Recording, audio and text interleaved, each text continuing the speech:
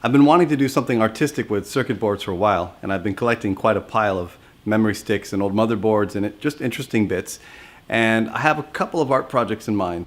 So join me for the first step in that journey, making the molds.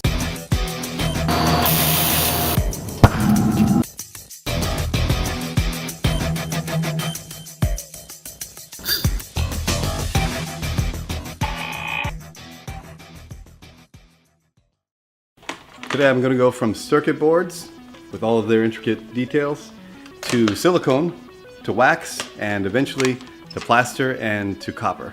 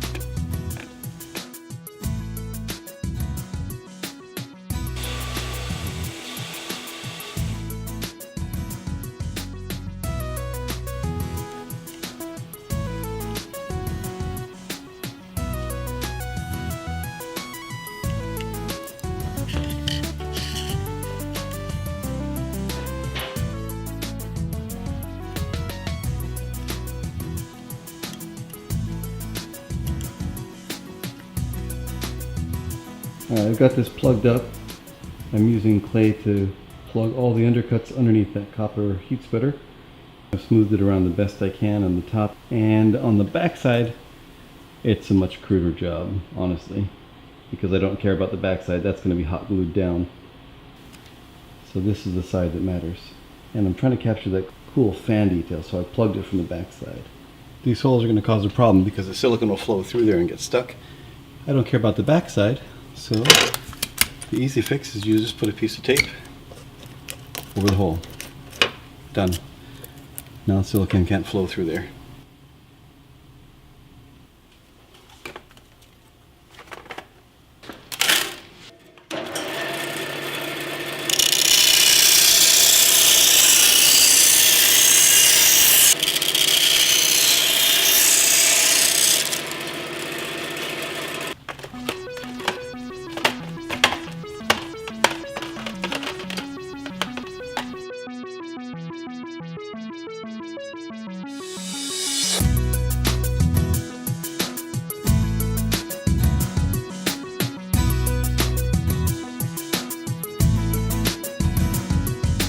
Okay, we've got them glued down. Just a couple dots of hot glue is all we need. We're not really trying to do anything but keeping it from floating, because if it's less dense than the silicone, it can float up out of the mold.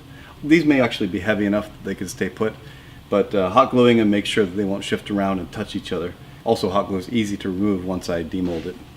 So here we go. Today I'm using Umu from Smooth On, and it's designed to be an easy to use silicone that doesn't need vacuuming or pressure casting. But since I have a pressure pot available, I'm going to be using the pressure pot, which should help any air bubbles stuck in the mixture to shrink down, which means I won't get any bubbles on the surface of my casting. And it's very easy, 1-to-1, and because there's two containers, yellow and blue, I can mix them 1-to-1. I don't even have to measure.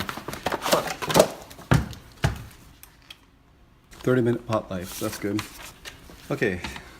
First one is 1.4, second one is much heavier, 1.8, but it's 1-to-1 by volume. It's 1 to 1.3 by weight, but it's 1-to-1 by volume, so I should just be able to mix those two together.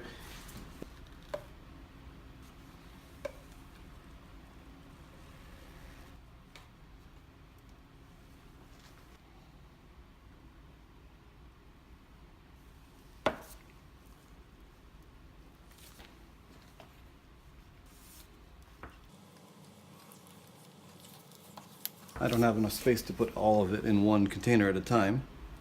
Oh, maybe I do. Maybe just barely.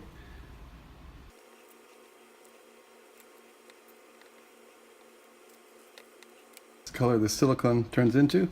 Again, this is a tin cure silicone, not a platinum cure. So it will have lower tear strength, but it's cheaper. And this one, Umu, is formulated to be a lot easier to pour and with less worry about entrapped air. But we're going to pressure cast this, so I'm not overly worried about entrapped air at this point. You always want to start in one corner and just let it flow out.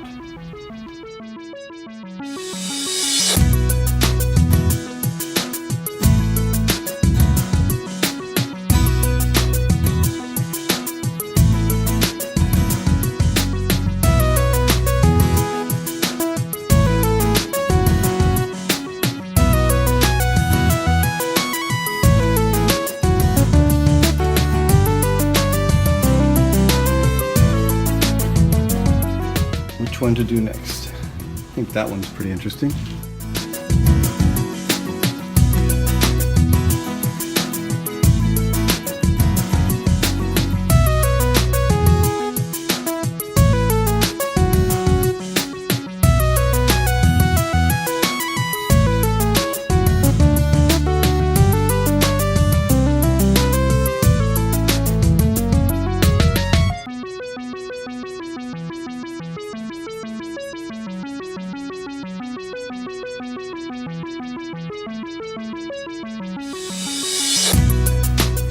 You're going to get all the way to the corner. It needs just a little bit of help.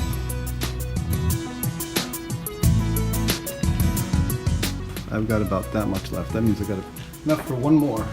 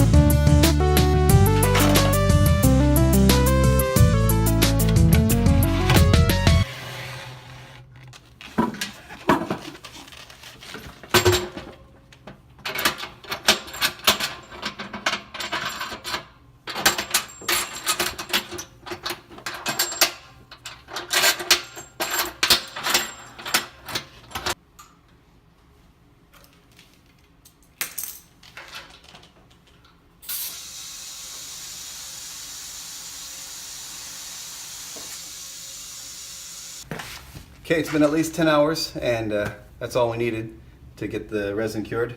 So any air bubbles should have gone into solution. They won't really be a problem. You won't be able to see bubbles in the surface of the mold. And that allows us to use cheap silicone and get good results. So, time to dump the air.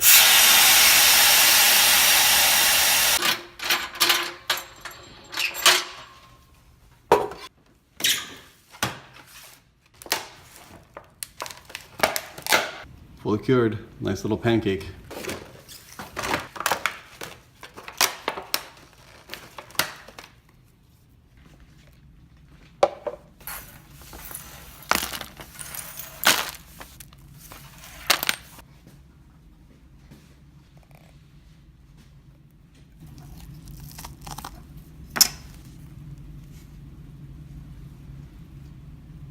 I can even read the names of the chips here.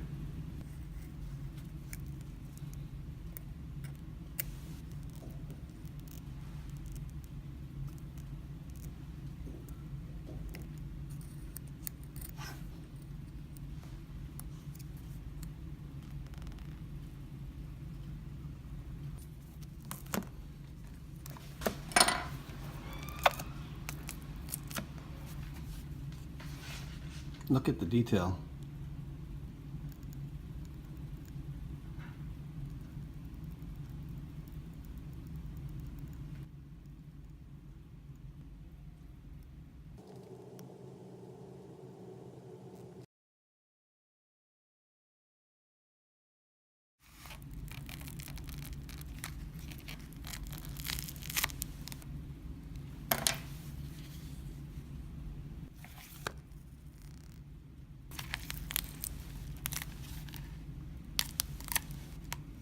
Tin cure silicone is actually pretty weak.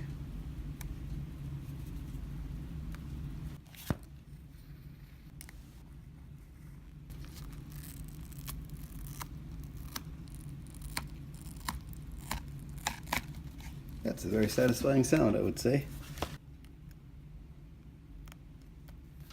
Okay, we're on our way to making some real cool PCB art. I got memory sticks galore. I could make memory stick chocolate bars.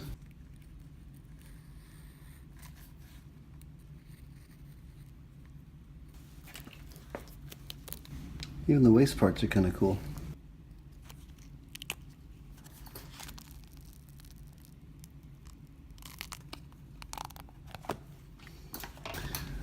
Well, not perfect on this one. Lost a little chip here. I think it should still be fine though. More clay residue than I was hoping for. But I guess that can come off.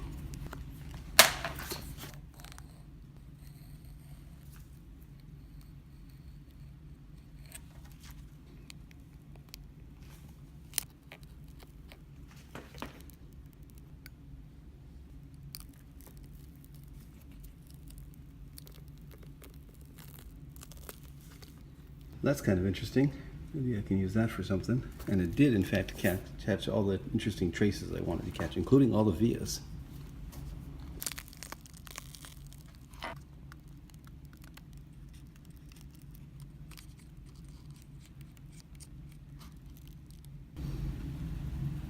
Okay, that's going to work nicely. Had a couple areas where it's some tear out around these inductors. Or caps, I'm not sure which. Screw bosses, standoffs came out pretty good. These connectors really wanted to grab. You can see all the detail on these connectors here. Overall, pretty happy about that. I think I can use that. These sections are kind of messed up. So that's a lesson for next time. I need to seal these, maybe just wax or something, seal those a little better. And these areas, that's unexpected. Maybe it got underneath them. But that would be a problem if I had a platinum cure silicone. Tin cure is just notoriously easy to tear. Your bare hands. The molds came out awesome. Captured every detail that I wanted to, the vias, the C's and R's, discrete components, the CPU socket, even down into the connectors and the laser etching on the chips. So that's it for part one. Coming up next will be casting wax into these molds, and because I can form and heat wax, I can create something artistic with it. And part three will be turning the wax part into metal, probably copper or brass. And I've got a little twist on how I intend to mount and display my art projects. So give us a like if you enjoy content like this, and hit that subscribe button if you want to be notified when we produce part 2 and 3 of this project, along with a number of other videos we have planned that I think you'll find interesting. So for Mechtopia, this is Dominic. Thank you.